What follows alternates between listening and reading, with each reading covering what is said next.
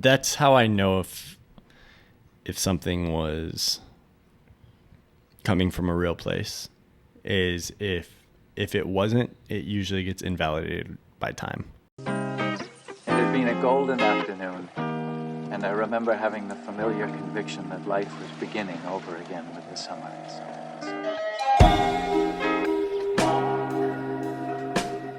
So I will look back at something after X amount of years have passed, and I will either want to bury my head in the sand. Yeah. And that's how I know it was coming from a place that wasn't real. Or I'll be like, yeah, I see what I was doing there. That's interesting. So what's making you... Okay. Let me answer the question first. Here's my problem. When I go back after time has passed to look at past work, especially if it's like not something that I did something with it, I remember how I felt vividly when I was making it.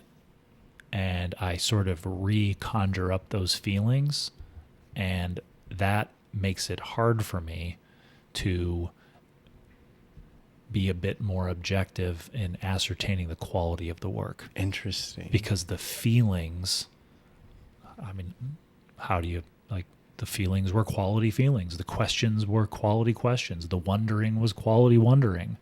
And you've fabricated, barfed up, crafted this thing, whatever it was, a combination of all of them.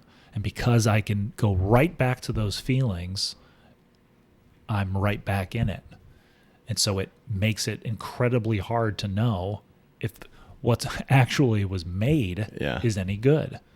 Now it's easier with like, and this isn't not what I consider like the work, like the art. Obviously, like an old YouTube video where I'm talking about data or something, who cares? Like I can look at that and go, ugh, cringe fest. Like you could have done this or you should have done that. This would have been better, whatever. But when it comes to like an old screenplay or an old poem, an old short story, whatever it is, I tend to latch on to what made me sit down and write it, and that can cloud my ability to ascertain whether, again, what is actually on the page is any good. Interesting. It's tough. See, I lose that person. Yeah. I don't have any. I think that's part of the motivation for making anything up in the first place. Is I lose that person that made the work. Like it's gone. Yeah. And eventually I get to a place where the work is foreign. I'm like, oh wow, I did that. That's interesting. How did I ever come up with that? Or how did I ever get to that point? Yeah, these things are like time machines for me. I can't put myself into the, like, I mean, obviously if I see a photo, right, that like a family photo or something, that's a different story. But a lot of the times with any work that I make, I can't put myself into the mindset that I was when I was making it. So it's foreign. It's coming from a different person, and I can be a little bit more objective about it in my experience. Yeah. It's interesting. And one of the struggles I've had in the craft of storytelling is I struggle most, and always did, especially with screenwriting, being so inside of the thing that I couldn't look at it like how an audience would. Yeah. It was really difficult. I wonder, I'm genuinely curious if anybody's watching, like what is your experience? Like what is the common experience? Is it it pulls you back, or is it a lost? Or sort of a disassociation. Yeah. Yeah. And I hope that doesn't sound negative. Like I think that's a pretty accurate description. I think I completely if I look at something, a project that I did,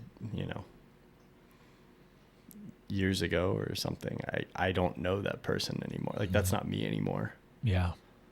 Not that I've, changed drastically or anything, but it's just not the person I am anymore. So I find it like you're meeting somebody new.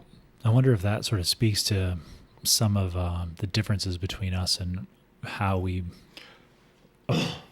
not approach, but how we conjure up the work. And this is not like we talked about in the previous episode, not like you're one or the other, but I have always had the sense from you, especially watching the work that I have seen of yours, in particular, some of your YouTube content, there's just such a strong connection to the craft. Whereas I feel like I am so much of just like the raw emotion when I make this stuff. We joked in other episodes, think it, feel it, send it. Like craft doesn't factor in because I'm like so enamored with the fact that I had these feelings and wondered these things and just like came up with this thing. I wrote this thing, or I shot these clips, or I, edited this thing together, and like just let that state of rawness then make me just put it out there. Mm-hmm. And that to me, and I'm not saying that is the case, but I'm wondering if there's us occupying more of one side of the spectrum than the other, and if that, in your instance, makes it so you can look back on your work more objectively, whereas I just get swept up in the emotions again and in the throes of the storm again. Yeah. And I'm like right back to add this and change this and move this over here and what if this and that, and just can't. I wonder if it's a learned thing too. Like, because now that I think about it, I don't know if that's. Excuse me.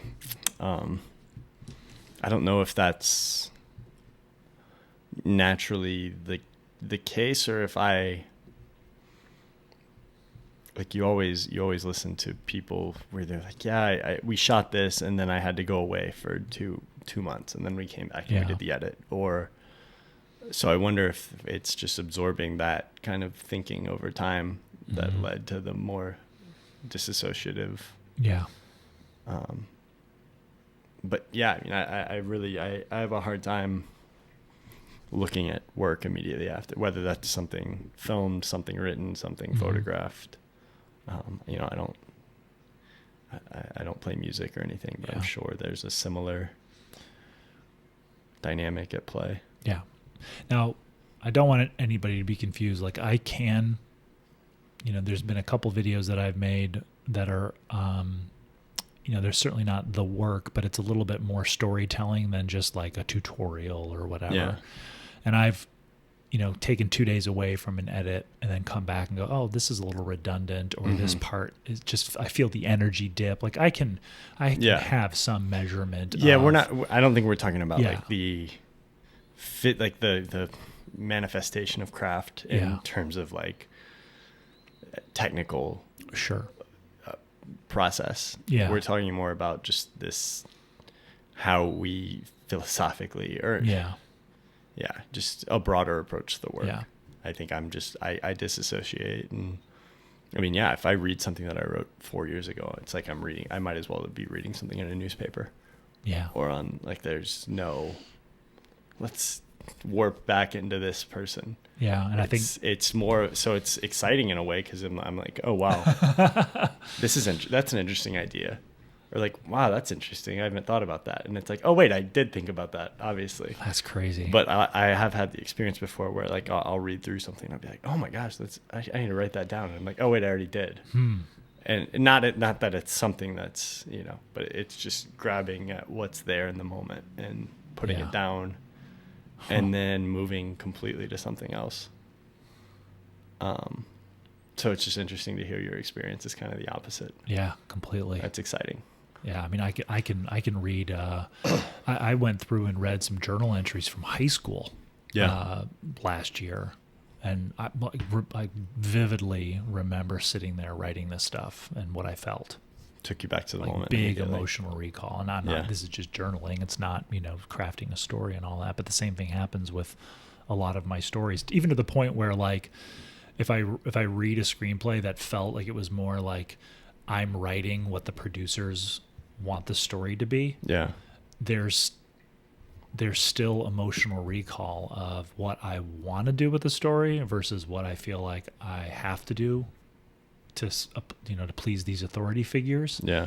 But then also the emotion of what I think this thing is about. Like, it all just comes right back to the surface. And that's part of what makes it difficult for me to let go of some of that past work.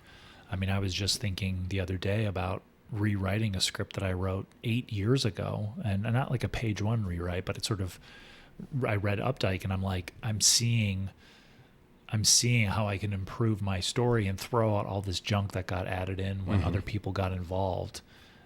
Because I'm like, I still think about these ideas. I still have these questions. I still grapple with these things with myself. And because of what I saw Updike do with Harry Engstrom, and me projecting and telling a story about what his experience in his life was and how it filtered into this character and the story that he wrote, I want to go even deeper in a more meaningful way, exploring these ideas and questions, and do it with more command and craft, like he did with his story. I think you see that with a lot of great art. It's like the early stages are essentially just trial runs. Like they're never fully getting a grasp on what they're trying to say. Like I don't know, and I think of like Michael Mann's films, or somebody along the lines of, you can look at their films or his films and be like, man, kind of feels like he's been making the same film for 40 years. Yeah. And it's just like a different iteration on it's variations on a theme. Yeah. But he's still like, I don't think that's the case. I think in every instance he's trying to he's like, wait, there's still more here. Right. There's more to excavate. That's right. Yeah. There's more that can be, that needs to be considered here. Yep. And I think with anything, you'd be a bit silly to approach anything in the world with the sense that if you spend a year on it or 2 years on it, you're going to develop a full 360 degree understanding of that thing. Yeah. There's always, like, most of these things, there is no quote unquote understanding. It's just new ways of looking at it, or a new perspective. So you're continuing to dig and you excavate more and more and more and more, and then you die and somebody else picks up the work and continues on. And that's the whole point of recording it in the first place, I think. Yeah, and sharing it. Absolutely. Yeah. No, I completely agree. And I Updike similarly, he wrote a whole series, right? 4 novels, continuing to excavate and work through these things. Sorry, I cut you off. No, it was just an interesting parallel.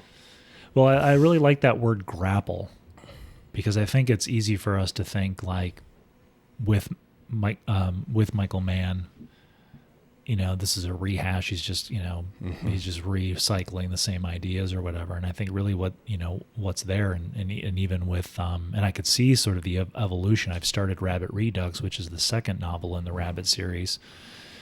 And I can see all the hallmarks of Updike's prose from the first novel, but new areas he's exploring with language, where he hasn't sort of betrayed his voice, but he's using words that he didn't use. He's pushing it further. Yeah, he's pushing things further. And you can see, it's 10 plus years or whatever since the first novel came out. Things have changed. Mores have changed. What's acceptable? People. You can't say that word. You can't. You can't get that detailed in the sexual, component of things. Et cetera. And him going, like you said, pushing it even further, grappling with these things even more. Not just like in a how far can I, John Updike, push the acceptable language of a Pulitzer Prize nominated or winning piece of literature. Yeah. But I think these words, I say these words to myself. I have these experiences, and these other people do. We all do. And how does it come up in how you write, how you make your work? Yeah. It's interesting too. Like, some people are continuing to excavate on the idea, and some people are continuing to excavate on the form itself. That's right. Yes. Yeah. And so you have, like, Michael Mann is a case of somebody who's continuing to excavate on the idea. Werner Herzog, you know, he's continuing to excavate on like an idea. Right. And then you have some filmmakers who are excavating or continuing to excavate on the form itself, or right. grapple with the form itself. Yeah. And like every film or every novel seems different and right. unique. Yeah. And it's because maybe they're not excavating on right. an idea per se, but instead on That's the right. actual form. Well, that's what I appreciated so much about Rabbit Run was, you know, I'm sure there are people in the literary world, the world of publishing, you know, novels and all that, you know, an editor that would say, whoa, this whole page, there's not a period and there's no punctuation. Like you have and then you have an independent clause. You know, someone like him is like, who gives a shit? Mm-hmm. Like, I'm not worried about the correct way to write a paragraph or write a sentence. I'm trying to use words and language as a tool to communicate an idea, an emotion, to create a feeling in the reader, to take, you know, what he said, which is to lift the ordinary into the eternal realm of art. And I will sacrifice these rules the rules of the form that you care about in order to do that, including in the second novel, not to turn this into a John Updike retrospective on the Rabbit series. But I'm going to start using sexual language that some people might not be comfortable with. Yeah. And, you know, at least at the time, you know, this, I think I think Rabbit Redux was published in, I think, 1971. You know, this is, you know, sort of post, counterculture, you know, Woodstock, hippie revolution, whatever it's called. But yeah, that's an interesting point about excavating the form versus excavating the questions and the ideas. And some, you know, probably, again, going back to the episode where we talked about this gradient, the spectrum, you know, are moving back and forth between excavating both in their work. I thought it was interesting, and not to go down a rabbit hole, but rabbit hole? Yeah, I know. Well done. You were waiting for that because I say rabbit hole all the time.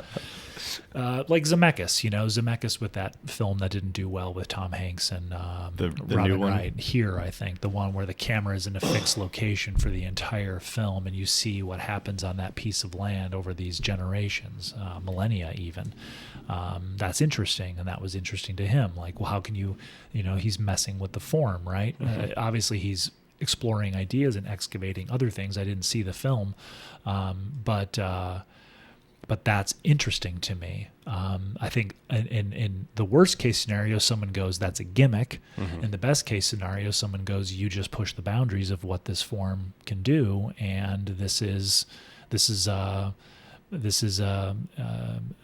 you know, pushing the bounds of what's possible in this form of storytelling that's existed for over 100 years. That's interesting to me. Yeah.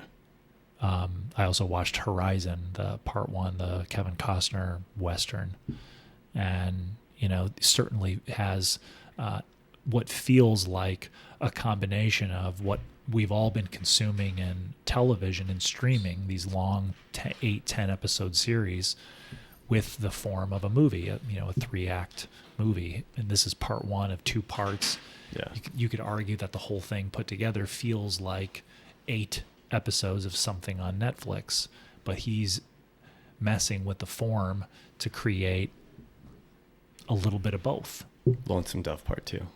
Yeah, don't mess with Lonesome Dove. Can't mess with Lonesome Dove. So, yeah, I think those are just interesting things to be aware of, and that helps me when I do look to read, watch, whatever, listen to something, to just be aware of that. Another thing popped into my head with regard to form. You know, when Queen went into the record label to talk about Bohemian Rhapsody and wanting it to be like a 7-minute song for the radio, it's just like, you're out of your mind. There's no way. Yeah. No way. And the thing is like one of the biggest hits of all time. Yeah. They call them, I don't know if you've heard, I forget the exact wording, so feel free to put something in the comment to correct me, but they call like certain songs that are like way up there as far as hits go. something like a mega hit or a super hit, like these songs that are, sure, there's a hit song, but then there's the songs that are like even farther beyond that, going back to what Updike said, transcending into the artistic realm. And what I love about Bohemian Rhapsody is it said, fuck you to 3.5 minute form of a song. Yeah. We're going to go crazy with this thing. And you watch. Some of Dylan's stuff too. Yeah. It's just like, yeah. All right, this thing is 20 minutes long. Right. Like, yeah. Well, and the movie about him is all, centers around him going electric at the Newport Folk Festival, which was another sort of FU to what came before it. Well, yeah, and I mean, he's again, talk about evolution and the ideas you're contending with and the form. Yeah. I mean, he's like, I felt like folk music wasn't exciting anymore. There wasn't anything that I could do there. So he goes electric and brings that into it. And then he kind of does another switch at some point and kind of goes more in blues and jazz influence. Well, and that feeling that, and obviously this is based on the movie, which is based on the book about the Newport Folk Festival, but just this feeling like once the folk music powers that be had their person that was going to break folk music out of this sort of the small corners of niche market. Market, it's going to bring it to the next level. They want to lock him in as the representative of that movement and that growth. And he's smart enough to realize like, oh, this is not. I will not be contained. Yeah. And I mean, it goes on to do rock and then goes on to move into more country and then comes back to folk and then goes into blues and jazz influence. And I mean, just redefines what popular music can be. And exploring the form and also exploring, the questions and, the curiosities that he has through the music. Very interesting stuff indeed. Sorry about all the Updike. I just... obsess over this stuff when it lights a fire.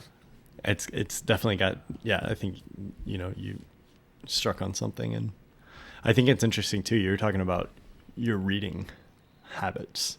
Yeah. Earlier. I had a few, last year, a few rips on a few books. We got into, technopoly and hauntology and a few things like that. There was that advertising book that I read, the guy that sort of was inspired the Don Draper character for Mad Men, and it wasn't, certainly wasn't a voluminous text, but I was able to, power through it like in 2 days. But yeah, just the sort of continuing to dissect or analyze how I spend my time, and having an incredibly rewarding experience reading Rabbit Run and going, I know that not every novel is going to give me this experience, but I would rather try to consume more of them in the time that's easy to do so, early in the morning, after dinner, and do something, consume things that are have much more value to me and are much more inspiring to me than to sort of switch off my brain and just consume something or not consume something in order to not be working. Yeah. I think we've talked about this before, but it's so easy to just kind of go for the easy, low-hanging dopamine and jump into, I'm just going to watch this, or I'm just going to do this. And it's harder to pick up a book. And it's exciting, but it's difficult. And then you've really got to commit to it. You can kind of get through a YouTube video or a podcast or something in roughly 10 minutes, 5 to 10 minutes to an hour. Right.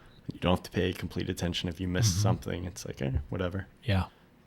We almost see it as disposable, but then in books we don't see as disposable. We kind of see it as like, well, it requires a little bit more of our patience and our attention. Yeah. But then it's often a lot more rewarding, and you're expanding the way that you can kind of think about and see the world. And especially if you have a diversity of authors that you're reading from. Well, to just be able to, experience.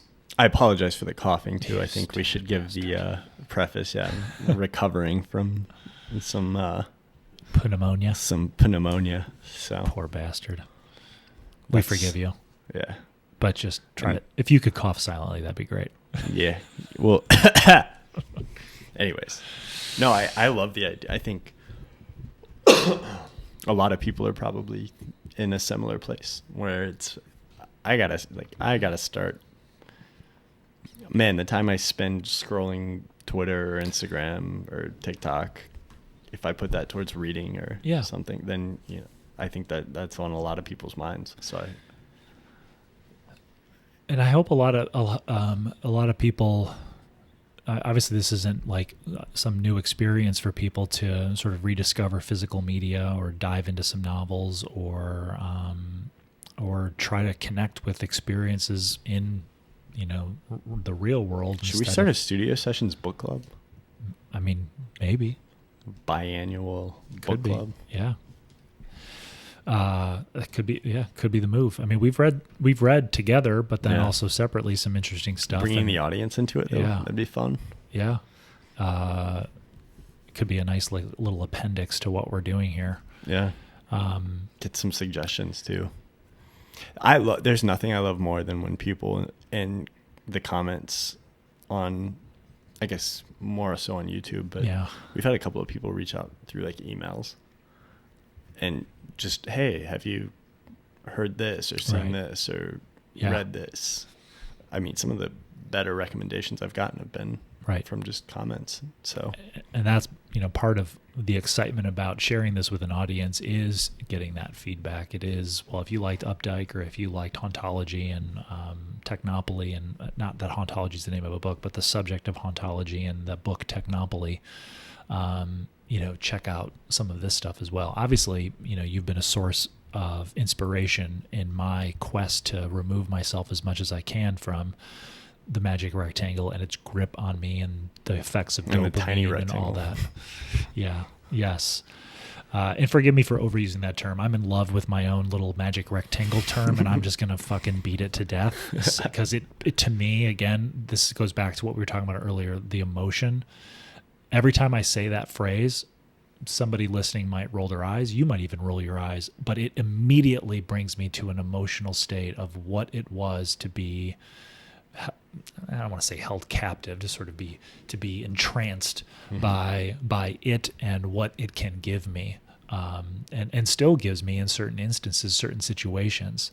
And not that I want to break it down and destroy its role in my life. I just want to have a better awareness of it and figure out how I can bring other things back into my life, like listening to music on vinyl records, cassettes, having a movie on in the background that's on VHS. All this Updike stuff I've been consuming was through the Magic Rectangle. Like, there is good shit on there that I can watch that has a similar experience to reading a book. It's the stuff that isn't enriching me that I don't want to spend a lot of time on. I think you're hitting on an idea right now too, why a lot of people feel so romantic about the 90s or the late 90s, because it was almost a time where it was the last time the technology existed, right? But it wasn't ubiquitous. You had a very clear, like, okay, this is life, this is a tool. Yeah. And then we started to blur that line and get away from it. Yeah. And so I think, with physical media and things like, there's a lot of physical media where, I mean, I understand it to an extent, but I'm also like buying cassette tapes, other than just for like the fun of it, is a ridiculous thing. Yeah.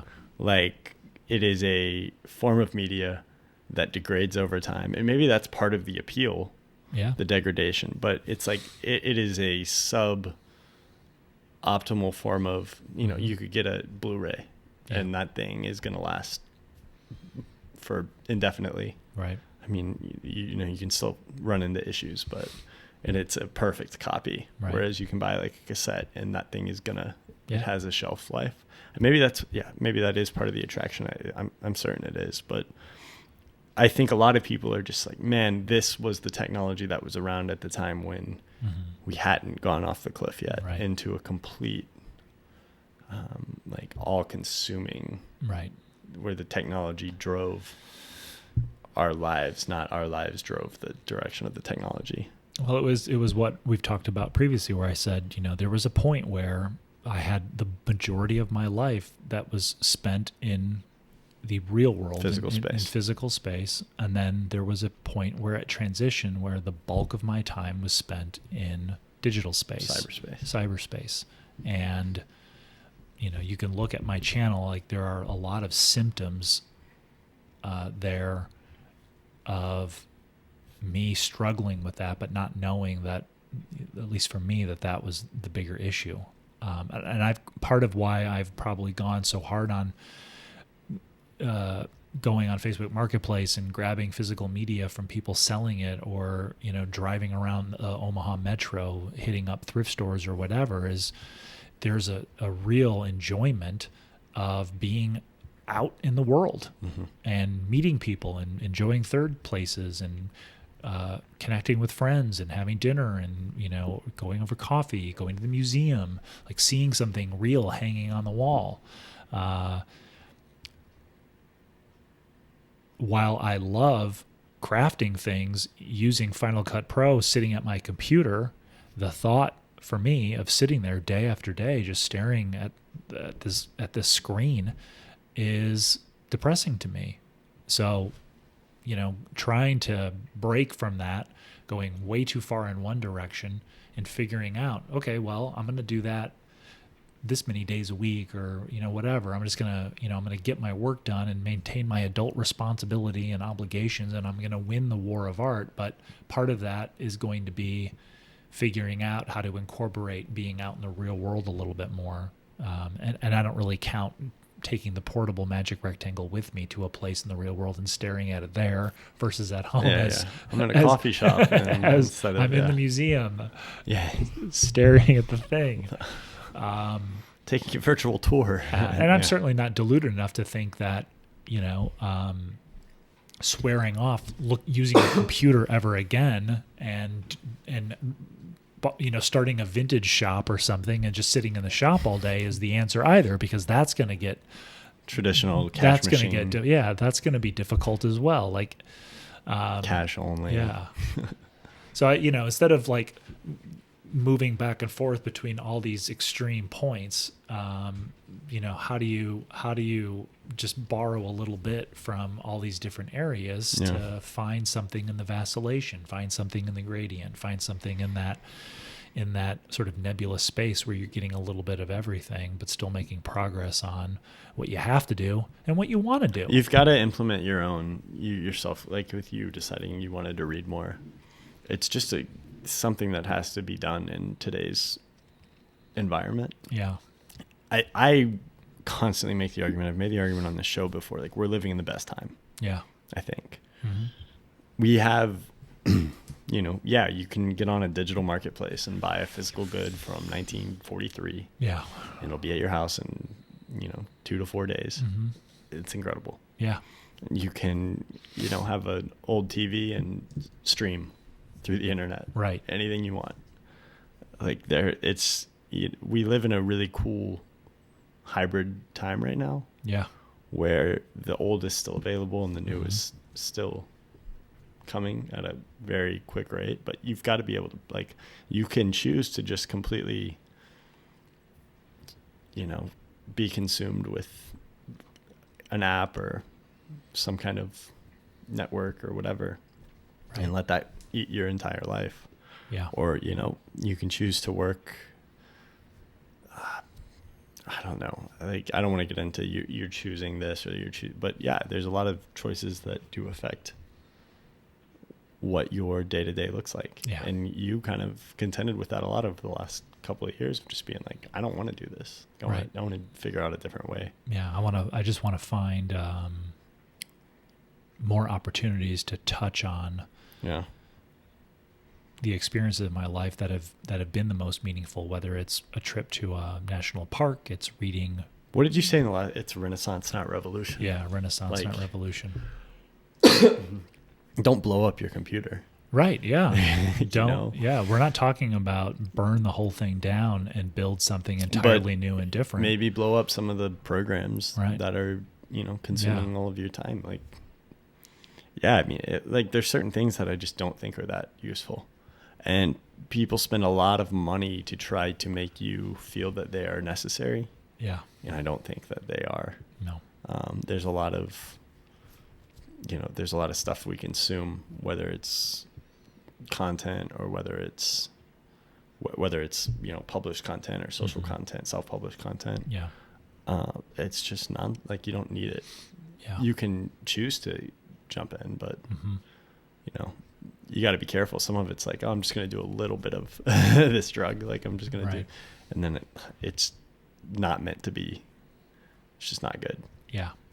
And something that I have to be careful about, and I don't necessarily want this to start another tangent, but this popped into my mind as you talked about this is, the part of me that has insecurity and ego and maybe craves attention or popularity. We've talked about that before. I have to be careful that when I get fired up about, now I'm gonna exercise every day and I'm going to read these books and all that I'm not like, oh, these are great opportunities to virtue signal to the world through social media how much of a Renaissance man I am.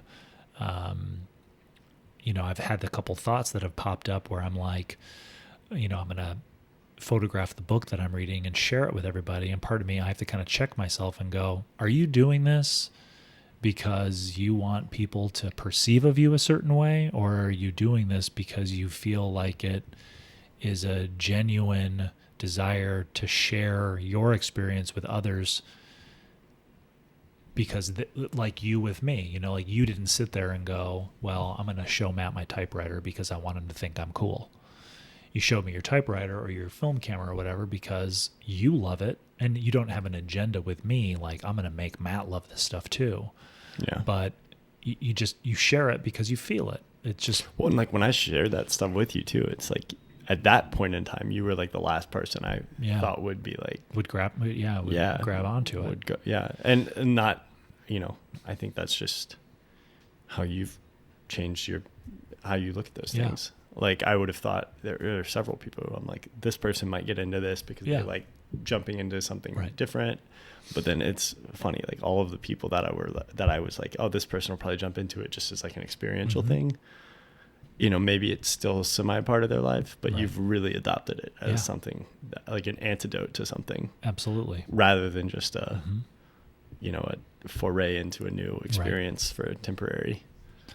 Well, and me dopamine hit or something. So going back to me talking about what's motivating you to share something on social media, sort of in public, my good friend Chris from growing up, still, very close friend of mine, and I'm not trying to attribute this to myself, but, he did send me a text. He said, to paraphrase, thanks for sort of sharing what you're doing with listening to music again and vinyl records, because he started to again. Mm-hmm. And so I, gave him one of my record players that I wasn't using anymore. And his wife got him a few records for his birthday back in September. And he has reconnected with music in a way that has enriched his life, and enough to the point where he sent me a text saying, thanks for your role in that. Yeah. If I was to ever share something on social media, that is where the excitement is. Yeah. But not with the agenda that I'm gonna get these people into the fold on vinyl or film photography or whatever. I'm just gonna put out there that this is what I like. Yeah. And it's not to communicate people who I am as a maker of things, or to virtue signal, or to try to gain people's admiration or whatever. Mm-hmm. It's really just, I love this stuff. I'm going to share it, and maybe you'll love it too. or maybe you'll try it out. Yeah. Not me going, I hope you do. But if it does happen and you do attribute it back to me, that's exciting to me. Yeah. In I think, an innocent way. Yeah. Not a, well, look at what I did and look who I am and I'm Mr. Cool Guy. Because you don't influential way. I like. You don't sit there and see. I have to imagine you seeing me with typewriters or film photography and the things that you have inspired me to check out. You're not sitting there looking at my studio going, look what I did. No, I mean, because it's like the same way that you were influenced by a vast array of sources, I was too. Right. So it's like it didn't start with me. Yeah. Like I just borrowed it from something else, and you were like, "Oh, there's some aspects of that are interesting," and then you went and developed your own taste. Yeah. I mean, it's like when you make something, like odds are you're, even if it's subconscious, you're pulling from something else. Yeah. You're not the first one to come up with that. Right. And so it's kind of silly to, I mean, I see how you could derive pride from something like that. Sure. And also, I mean, there's a lot of social pressures that kind of point to, taking pride from something like that being a there's a lot of external motivations that make that more likely than not, I guess. Yeah. But yeah, it's, I think the better approach is to be I was influenced, right. Cool if other people are influenced by what I do struggle though with like putting anything out, just because I'm like, I don't want to be, I don't want to seem like I'm pandering in any, like in my the math in my head, it's better just to not do it at all. Yeah. In a lot of ways. Sometimes I'll share something. And when you're saying share in this instance, you mostly mean sharing something you're experiencing like publicly as Alex on social media. On social media, or just publicly with like strangers, I guess. Right. People that I don't, like with you, it's like, yeah, we're close friends. I'm like, That's right. Yeah, this is what I'm like. Check really, this out. yeah, Read this. Yeah. This is cool. Show me your stack of books, Yeah. Yeah. But I tend to be more reserved in sharing it just with people I don't know. Right. I don't know why. I just, I like if somebody was like, hey, what are you into and why, I would be happy to sit down and have that conversation. But right. I don't know.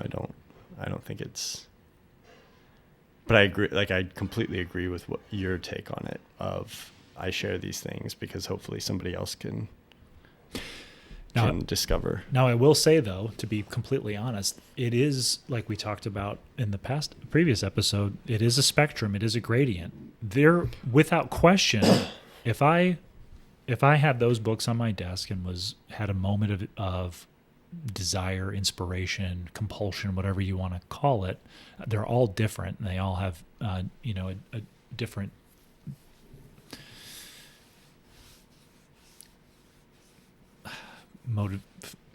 foundation of motivation. But if I took a photo of that and put it on Instagram stories, the overarching motivation would be maybe, again, not consciously thinking of this, but I'm into this, I'm going to share it with other people. Maybe they read this book or whatever because of it. There, without question, is some desire from a place of insecurity or wanting to signal something to people. Look at me because I'm reading these cool, lofty books. Yeah. And that's something that I grapple with. And that's something that I want to include in my work.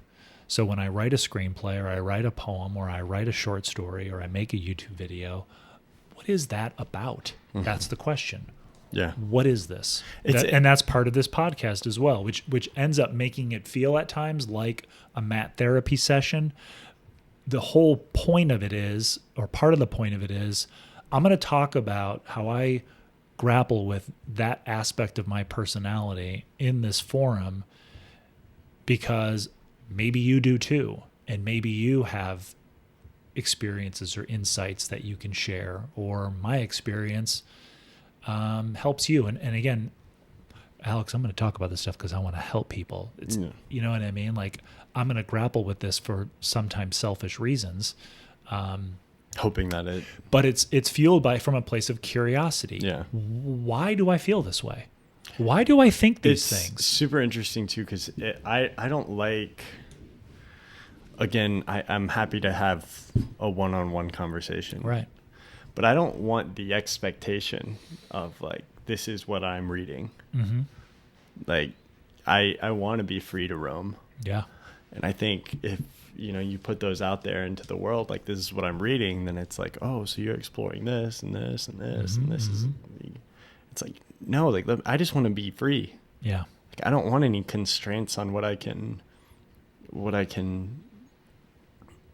I don't want any expectation or like any kind of like, oh, these are the kind of books that you're enjoying, or these are the kind of films that, like, I just want to be free. Well, you in putting it out there, sharing what you're doing,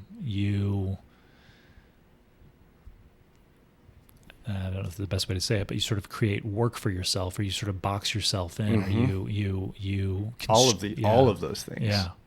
Constrain, box yourself in, because create work 2 months from now. Well, what'd you think of that Voltaire book? I didn't actually read it. You just doxed my. Thanks a lot, buddy. No. Yeah. I just don't. Why didn't you read it? Well, we want to know what you think. Yeah. Okay. Well, I'll read it. Now I have to. Yeah. And now it's a whole different experience. And then it's work. It's not. Yeah. It's not exploration. I gotta meet these expectations. And I'm doing it for somebody else. I'm not doing it for me. Right. Which takes, what's the point? Yeah. At that point. Yeah. So, yeah. And that brings up, we are getting on, but that brings up too, like, and what I listened to about Updike, that what is for you and what's for the audience. And obviously you reading books is that this is the problem with social media, or the opportunity of social media, depending on how you look at it. You turn so much of what you do into a potential to connect with an audience, or to be connected to your audience, whether it's 150 followers on Instagram or 200,000 on YouTube. Yeah. There is these platforms put in some people's minds, I need to maintain an audience, or I need to build an audience, or I want to maintain an audience, or I want to build an audience, and lost that one. And what is on and off the table for that endeavor? Yeah.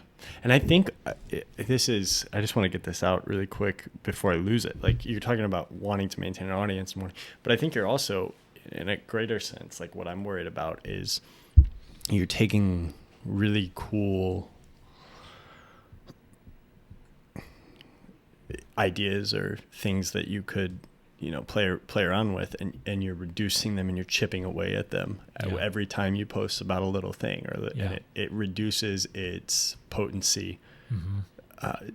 Whereas you could instead directly apply it to something greater than a piece of micro content or whatever. Micro content, and you're probably going to get more.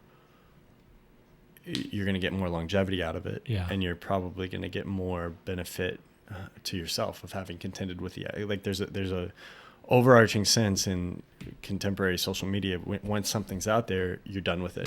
Right, and then move on to the next thing. A lot of the books over there, it's like, that's not supposed to be micro content. Right. That's like, there's some stuff over there that, there's ideas on that table that I will be contending with for the next 70 years of my life, hopefully. Right.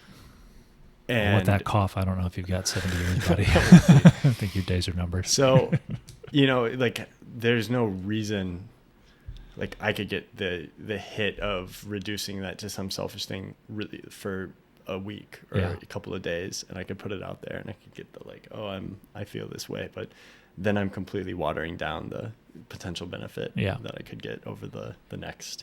And for what? Several decades. And for what? Yeah. For something that's not even going to be around in 10 years, potentially. And at the same time, to wrap up,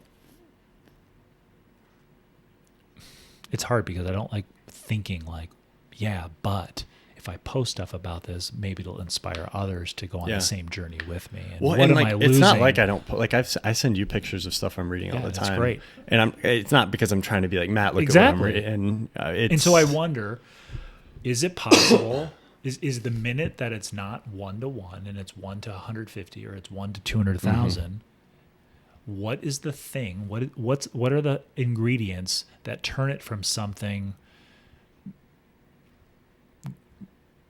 nice, great, beautiful, true, pure into something else? It had been a golden afternoon, and I remember having the familiar conviction that life was beginning over again with the sunrise.